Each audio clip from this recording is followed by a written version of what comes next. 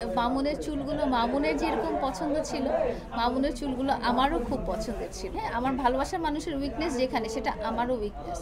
তো ডেফিনিটলি আমি তো ওইটা একেবারেই মানতে পারি নাই। আমার এক্সট্রিম খারাপ লেগেছে, এক্সট্রিম কষ্ট লেগেছে। ভালোবাসা মানে পাগলামি, পাগলামি না থাকলে সেটা রিয়েল ভালোবাসা হয় না বা এরকম ডেসপারেট হয় না হয়তো। তো যাই হোক, আমরা ইচ্ছা করে কেউ পাগলামি করতেও চাই না বা ইচ্ছা করে আপনাদেরকে কেউ দেখাতেও চাই না, সেটা আমিও চাই না, মামুনও চায় না। আমরা চাই ভাই আমরা নিজেরা ভালো থাকি, নিজেরা হ্যাপি থাকি, এটাই সবসময় চেয়েছি। তো এটা আর কি মানে অবস্থার পরিপ্রেক্ষিতে আপনাদের সামনে চলে আসে। মানে কি করব আর বলেন? হতে পারে আমি আমি বোকামি করে ফেলেছি বা মামুন বোকামি করে ফেলেছে, এটা হতে পারে। কারণ আমরা তো সবাই মানুষ, আর আমাদের মধ্যে তো ইমোশন আছে, আবেগ আছে। তো এর মধ্যে হতে পারে।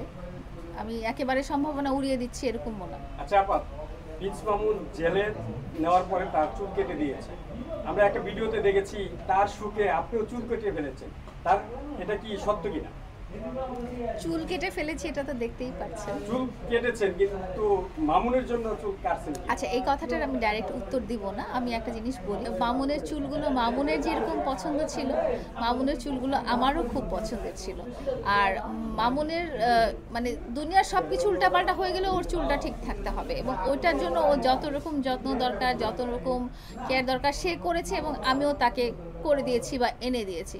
তো একটা মানুষের উইকনেস যেখানে, হ্যাঁ, আমার ভালোবাসার মানুষের উইকনেস যেখানে সেটা আমারও উইকনেস।